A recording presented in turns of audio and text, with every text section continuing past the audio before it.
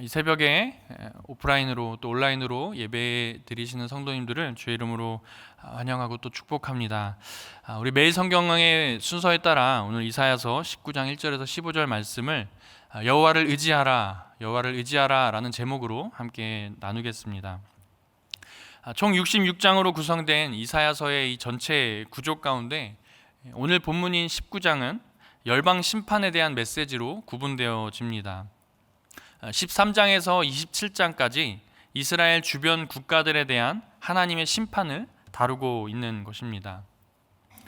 그 중에서도 오늘 읽은 이 19장은 애굽을 향하여 하나님께서 애굽을 치시겠다라는 내용을 담고 있습니다.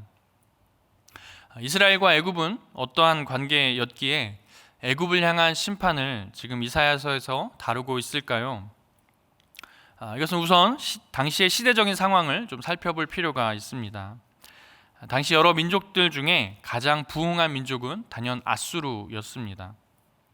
이 아수르라는 나라는 메소포타미아의 티그리스강 그 중류의 본거지를 삼고 그 세력을 확장해 나가고 있던 그런 민족입니다. 사방으로 그 세력을 확장해 나가고 있었는데요. 이들이 이집트가 있는 남부 지역까지 그 세력을 키우고 확장하고자 목표를 가지고 점차 그 세력을 불려가고 있었습니다. 아수르에서 이집트까지 가는 이 길목에 바로 남유다와 북이스라엘이 위치하고 있었습니다. 이들의 지리적 위치는 아수르에게 있어서는 굉장히 중요한 사안이었습니다. 왜냐하면 그들이 이집트로 가기 위해서는 반드시 그 길목을 지나야만 했기 때문입니다. 서쪽으로는 바다가 있었고요, 또 동쪽으로는 사막이 있었기 때문에 그들이 지나갈 수 있는 평안한 지역은 바로 이 지역뿐이었습니다. 아수르가 점점 세력을 확장해 감으로써 강대해지고 있다라는 이 소식을 접한 그 주변의 여러 약소 국가들은 어떻게든 자국의 영역을 지키고자 자기들끼리 동맹을 맺어 아수르에 대적해 보기도 하고 여러 방법을 가지고 아수르와 싸울 수 있는 방법들을 찾고 있었습니다. 하지만 그들은 워낙 작은 또 연약하였기 때문에 속수무책으로 당하기만 하였습니다. 남유다와 북이스라엘의 입장에서는 그들이 점점 내려오고 있는 이 소식을 듣고 두려움을 갖지 않을 수 없었습니다. 그리고 무너져가고 있는 주변의 약소 국가들의 모습을 보게 되는 거죠. 결국 겁을 먹은 남유다의 아하스 왕은 이 아수르의 속국으로 들어가기를 자처합니다. 그렇게라도 하면 자신의 국가, 자신의 이 남유다가 생명을 유지할 수 있고 또 그 국가로서 민족으로서의 그 명목을 유지해 갈 수 있다라는 판단 때문이었습니다. 그래서 아수르에게 조공을 바쳐가면서 유다는 그 명목을 이어갑니다. 이러한 상황 가운데 아하스의 이 선택을 여러분은 어떻게 생각하십니까? 그의 선택은 잘한 선택이었을까요? 세상의 관점에서 볼 때는, 정치적 관점에서 볼 때는 아주 시기적절한 시간에 전략적으로 잘한 선택일 수 있습니다. 자신의 약함 때문에 어디로도 갈 수 없는 이 진퇴양난의 상황 가운데서 가장 최선의 방법을 찾아 그 최선의 방법을 선택하는 것은 세상의 논리와 세상의 이치에서는 어쩌면 당연한 일일 것입니다. 그러나 하나님의 백성이며 또 하나님의 민족인 이스라엘, 비록 분열된 국가이긴 하였지만 남유다의 이 아하스에게 있어서 하나님은 과연 어떤 존재였을까요? 아수르를 선택할 수밖에 없던 이 상황에서 아하스에게 여호와는 그 선택지에 이름조차 올리지 않았을 수도 있습니다. 어쩌면 이 아하스에게는 그럴 만한 영적 분별력이나 혹은 믿음의 여유가 부족했을 수도 있다 생각됩니다. 아하스는 아수르를 선택하여 동맹을 맺었지만 이 당시에는 아수르뿐만 아니라 이집트와도 동맹을 맺어야 된다라고 말하는 모사들이 있었습니다. 바로 이러한 상황에서, 그리고 세상적으로 지혜롭다 말하는 여러 조언들이 쏟아지고 있는 이 상황 속에서 선지자 이사야가 하나님의 말씀을 들고 지금 이스라엘 백성 앞에 선 것입니다. 이스라엘, 너희들이 바라봐야 될 이가 누구인가? 너희들이 기억해야 될 이가 누구인가를 지금 이사야서는 외치고 있는 것입니다. 그분이 바로 여호와다, 그분이 바로 하나님이시다. 여호와를 바라보라라고 지금 외치고 있는 거죠. 이러한 이사야의 외침을 들어서인지는 모르겠지만 아하스 왕 이후에 그나마 제대로 된 모습을 보여준 왕이 등장합니다. 그는 바로 히스기야입니다. 열왕기하 18장 7절 말씀에 여호와께서 그와 함께 하심에 그가 어디로 가든지 형통하였더라. 저가 아수르 왕을 배반하고 섬기지 아니하고 라는 구절이 있습니다. 선대 왕이 선택한 이 아수르, 그를 배반하기로 그는 작정한 것입니다. 여기에는 하나님을 의지하며 세상의 세력에 굴복하지 않겠다고 선언하는 이 히스기야의 그 마음, 그 의미가 담겨 있습니다. 저와 여러분이 살아가고 있는 이 세상에서도 이러한 선택을 해야 할 때가 종종 있습니다. 우리는 때때로 참 약합니다. 아수르와 애굽 사이에 끼어 있는 이 이스라엘과 같이 저와 여러분은 약한 존재입니다. 우리의 선택지도 과연 아수르와 애굽뿐입니까? 현실적으로 아수르와 애굽이 우리를 위협한다 하였을 때 우리의 선택지는 과연 아수르와 애굽뿐인가요? 이러한 때 여러분은 어떠한 기준으로 어떠한 선택을 하시겠습니까? 가만히 생각해 보면 우리에게 충분한 하나님의 말씀이 우리에게 있다 하더라도 어떠한 큰 위험이 다가올 때에, 어떠한 큰 위협이 다가올 때에 우리는 그것을 이겨내기 위하여 눈에 보이는 더 강한 것을 선택하고 쫓으려 할 때가 있습니다. 그러한 본능이 우리에게 있지 않습니까? 이것은 꼭 어떤 외부적인 것뿐만이 아니라 우리의 내면도 마찬가지입니다. 내면의 연약함을 내가 맞닥뜨렸을 때에 그 순간에 주어진 나의 그 당혹감 때문에 또는 놀라움 때문에 어떤 다른 것들로 포장하려 하고 다른 강한 것들로 내 내면의 약함을 덮으려 하고 또는 어떠한 것으로 그것을 외면하려 하는 우리의 모습이 있지는 않습니까? 우리는 정말 본질적으로 참 연약한 존재입니다. 그렇지만 그것을 인정하기는 참 쉽지가 않습니다. 우리는 눈에 보이는 힘의 논리를 따르기가 쉽고 또한 그것을 따르려 하는 것이 우리의 연약함인 것 또한 사실입니다. 하지만 그러한 것만 계속 따르다 보면 우리는 우리의 본질을 또 우리의 정체성을 잃게 될 수밖에 없습니다. 바로 오늘 이 이스라엘처럼 말입니다. 우리의 이스라엘의 모습처럼 우리의 선택지 안에 하나님은 없고 세상이 강하다, 세상이 인정하는 것들로만 가득 차 있다면 여러분 어떠겠습니까? 과연 그 모습을 보고 우리 하나님은 무엇라 생각하시겠습니까?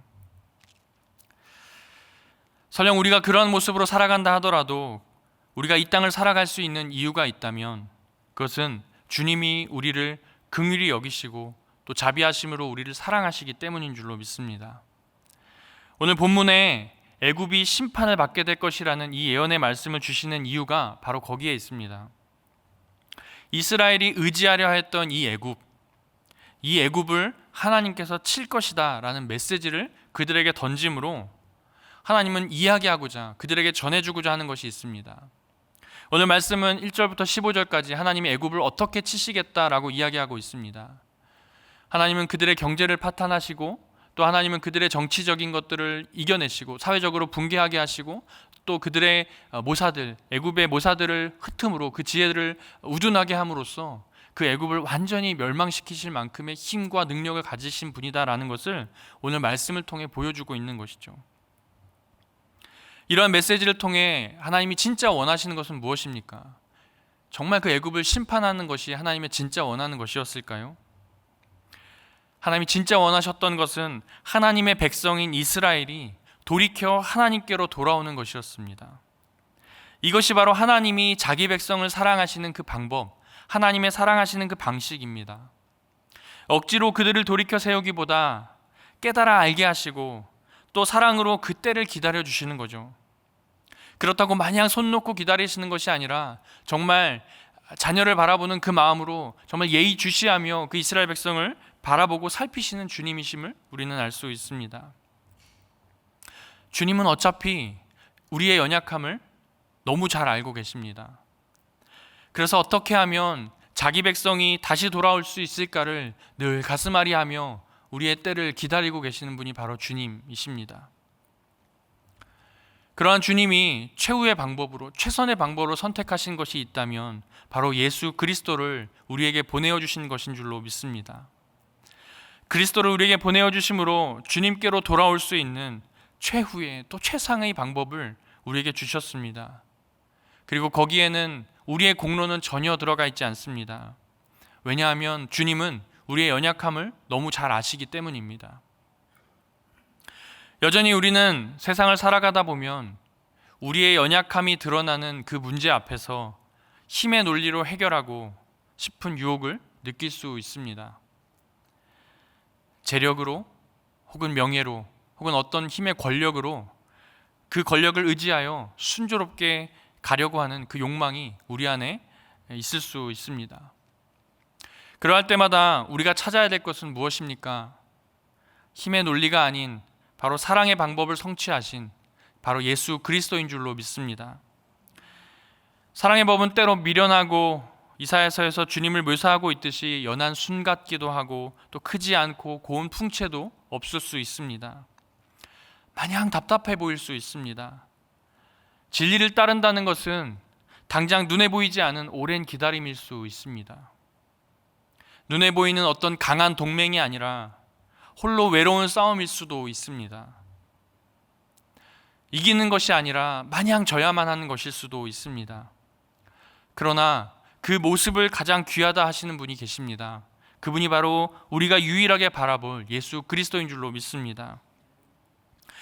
저와 여러분이 또 우리가 세워야 될 가치, 유일한 가치가 있다면 그 가치는 바로 예수 그리스도입니다. 예수 그리스도를 의식하고 그분의 말씀을 의식하면 우리가 어떠한 선택을 하든 우리가 어떠한 선택 앞에서도 올바른 길을 선택하게 될 줄로 믿습니다. 여러분, 이사야서의 이 책망을 달게 받으십시오. 그것이 진정으로 아수르와 애굽 사이에서 믿음의 길을 걷는 방법인 줄로 믿습니다. 그것이 진정으로 주님께 예배하는 모습이 될 수 있습니다. 그 길이 비록 좁고 또 불편해 보이는 길이긴 하지만 그분을 의지하고 나아갈 때에 그 길이야말로 진짜 비단길이요 영광의 길인 줄로 믿습니다. 말씀을 맺겠습니다. 내가 만약 그렇게 하지 못한다 할지라도, 내가 여전히 연약하여서 내 안에 있는 그것을 내려놓지 못하고 예수 그리스도를 쫓지 못한다 할지라도, 다른 어떤 강한 것, 애굽과 아수르 사이에서 그 강한, 둘 중에 강한 어떤 것을 찾고자 하는 그 마음, 그 본능이 내게 여전히 남아있다 하더라도 우리 주님께서 여러분이 강하다 생각하고 의지하는 그 어떤 것을 분명 심판하실 것입니다. 그 심판은 여러분을 벌 주시려 함이 아니라 우리를 향한 그 애끓는 그 사랑의 표현이고 방식입니다. 이스라엘 백성이 애굽이 강하다 생각하여 애굽을 의지하는 것이 어떨까 고민할 때에 그들에게 주신 말씀이 바로 애굽을 내가 심판하겠다는 그 말씀이었습니다. 이러한 말씀을 주신 의도가 무엇이라 했습니까? 너희가 의지하고자 하는 너희가 의지하고자 하는 그 애굽이 나의 손에 있다, 나의 손 안에 있다라는 것을 보여주는 것이죠. 그러니까 다시 나를 붙잡아라, 다시 나를 붙잡고 나에게 오라라고 여호와께서 직접 우리를 향하여, 이스라엘을 향하여 갈망하고 계시는 겁니다. 우리 주님은 지금도 바로 이 순간에도 여전히 나아가지 못하는, 우리의 연약함 때문에 여전히 세상의 강한 것들을 의지하려 하는 나의 모습을 보시면서 여전히 우리를 향하여 갈망하고 계십니다. 내게로 오라, 내게로 오라 말씀하고 계십니다. 그 말씀을 들을 수 있는 이 하루가 되기를 원합니다. 오늘 하루를 살아감에 있어서 우리 안에 애굽과 아수르를 향하여 너 애굽아, 너 아수르야, 너희보다 더 뛰어나고 위대하신 하나님을 내가 알고 있다. 그러므로 나는 그 하나님을 의지할 것이다 라고 선언할 수 있는, 선포할 수 있는 그 하루가 되기를 주의 이름으로 간절히 바라고 소망합니다. 어쩌면 오늘 하루 동안에도 수차례의 유혹이 있을 수 있습니다. 우리로 하여금 애굽과 아수르를 앞에 두고 둘 중 하나만 선택하게 하는 이 세상의 논리, 세상의 이 논리 앞에 유일한 선택은 여호와 예수 그리스도다, 한 분뿐이시다 선포함으로 승리할 수 있는 저와 여러분, 또 우리의 한날이 되기를 주의 이름으로 간절히 바라고 소망합니다. 이 시간 우리 들은 말씀을 기억하며 또 여러분 각자 개인의 모습을 돌아보며 또 여러분이 가지고 나온 기도의 제목을 가지고 같이 한번 기도하고 자리에서 일어나시면 되겠습니다. 같이 한번 기도하겠습니다. 은혜롭고 자비로우신 주님, 우린 여전히 연약합니다.